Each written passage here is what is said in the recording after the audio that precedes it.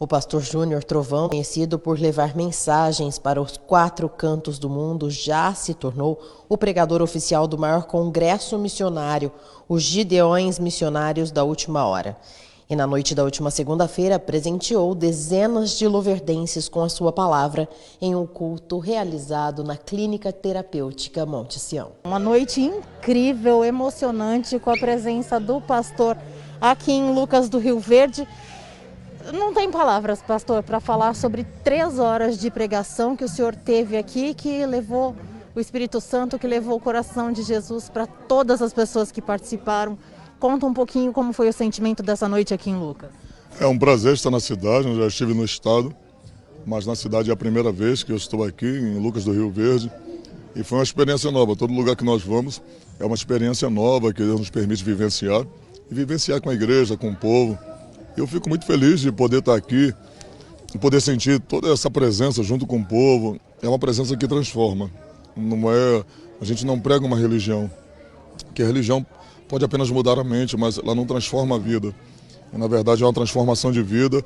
E todo esse momento que a gente passou aqui hoje foi um momento muito intenso, onde a gente sentiu Deus de uma forma muito especial, poderosa, em que convergiu na conversão das pessoas que aí estão. As pessoas foram tocadas pela presença de Deus e esse é o intuito do Evangelho, porque o Evangelho não se constitui apenas em palavras, mas em demonstração de poder do Espírito Santo. Então, não é apenas um sermão, é um sermão que é pregado, mas que há um resultado. E o resultado é a manifestação da presença daquele que nós servimos e também o resultado são a colheita de almas. E essa pandemia, né, pastor, trouxe uma descrença para as pessoas. Muitas pessoas pararam de acreditar em muita coisa na vida.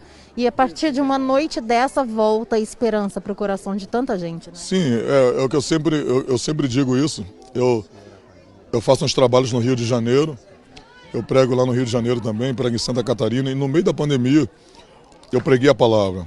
Me chamaram até de doido na época, mas eu disse o seguinte, que se a igreja não se posicionar num momento como esse, que autoridade a igreja vai ter para pregar depois sobre cura?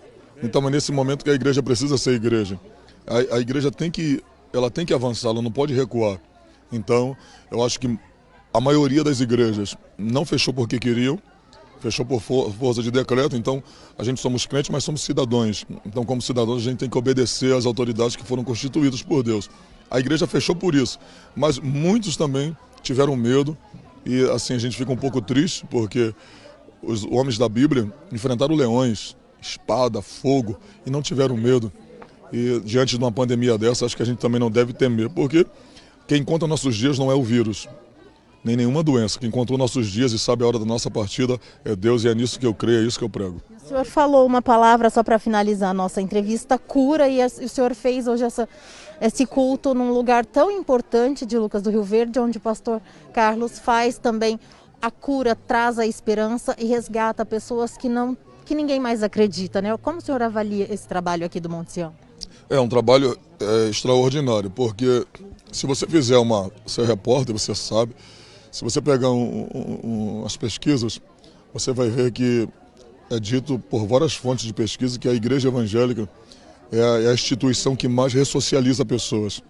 Pegam pessoas do tráfico, das drogas. Eu mesmo fui um usuário, eu vivi no tráfico há 24 anos atrás, cheirei 7 gramas de cocaína por dia durante 7 anos. Chegou a sair sangue do meu nariz, pedaços de carne.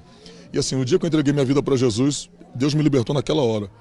Com cada um, Deus tem um processo. Com eles estão sendo tratados. No dia que eu me converti, a minha cura foi instantânea. Então, mas eu acredito no trabalho da igreja. Eu sou do Rio de Janeiro, e se você for nos morros do Rio de Janeiro, você vai ver que a instituição que está no morro evangelizando, dando comida é a igreja.